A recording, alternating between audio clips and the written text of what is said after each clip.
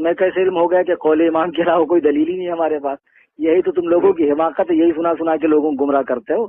ارے قول امام کی اور حدیث کی بات کیا کرو؟ میں آپ کو قرآن سے حوالہ دوں، قرآن پڑھا نہیں ہے؟ سورہ اعراف آیت نمبر 204 رکوع نمبر 14 9واں پارہ اٹھا کر دیکھ لو، وَإِذَا قُرِئَ الْقُرْآنُ فَاسْتَمِعُوا لَهُ وَأَنصِتُوا لَعَلَّكُمْ تُرْحَمُونَ۔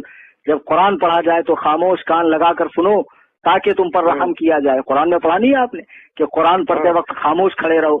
تو اب اگر ایسی حدیث ہے جس میں لکھا ہے کہ امام کے پیچھے سورہ فاتحہ پڑھو تو وہ اس آیت کے مخالف ہے۔ تو جو حدیث آیت کے مخالف ہوں گی یا تو وہ منسوخ ہوگی یا موضوع ہوگی۔ یہ اصول معلوم نہیں ہے آپ کو؟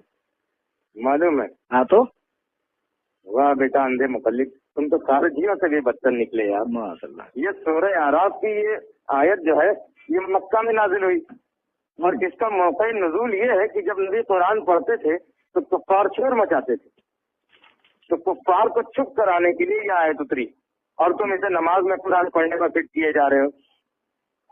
مولوی صاحب، پتہ ہے آپ لوگوں کی؟ او مولوی صاحب، ہاں بولیں۔ یہاں بحث اس کے شان نزول سے نہیں ہے، اس کے اطلاق اور حکم سے ہے کہ اس کا اطلاق اور حکم کہاں ہو رہا ہے۔ آپ کو معلوم ہوگا کہ صحابہ پہلے حالت نماز میں بات کرتے تھے، پھر آیت کریمہ اتری وقوموا للہ قانتین، اپنے رب کے حضور خاموش کھڑے رہو۔ پھر صحابہ نے باہم مشورہ کیا کہ اب خاموش کھڑے رہنے سے تو بہتر یہ ہے کہ ہم لوگ قرآن ہی پڑھیں، چنانچہ قرآن پڑھنے کا رواج شروع ہوا۔ تو پھر یہ آیت کریمہ اتری وَإِذَا قُرِئَ الْقُرْآنُ فَاسْتَمِعُوا لَهُ وَأَنصِتُوا لَعَلَّكُمْ تُرْحَمُونَ۔ اپنے رب کے حضور خاموش کھڑے رہو، جب قرآن پڑھا جائے کان لگا کر سنو تاکہ تم پر رحم کیا جائے۔ اب تم کہتے ہو کہ یہ آیت کفار مکہ کے لیے اتری، یہی کہا نا جی آپ نے؟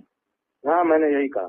یہی تم لوگ یار قرآن حدیث سمجھتے ہو۔ لعلکم ترحمون سے کیا سمجھا آپ نے؟ تاکہ تم پر رحم کیا جائے۔ اب ایک بات بتاؤ کہ نبی پاک صلی اللہ علیہ وسلم خانہ کعبہ میں قرآن پڑھ رہے ہیں اور کفار شور مچا رہے ہیں، اگر کفار شور نہ مچاتے تو کیا ان پر رحمت ہوتی ہے اللہ کی؟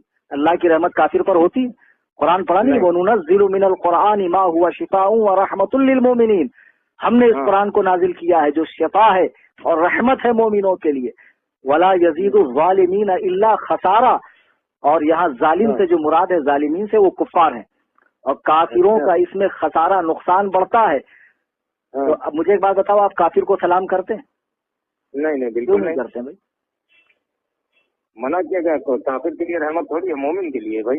تو لو تم نے خود ہی جواب دے دیا، کافر کے لیے جب رحمت نہیں ہے تو اس آیت میں یہی تو لکھا ہے کہ جو خاموش قرآن سنے اس کے لیے رحمت ہے۔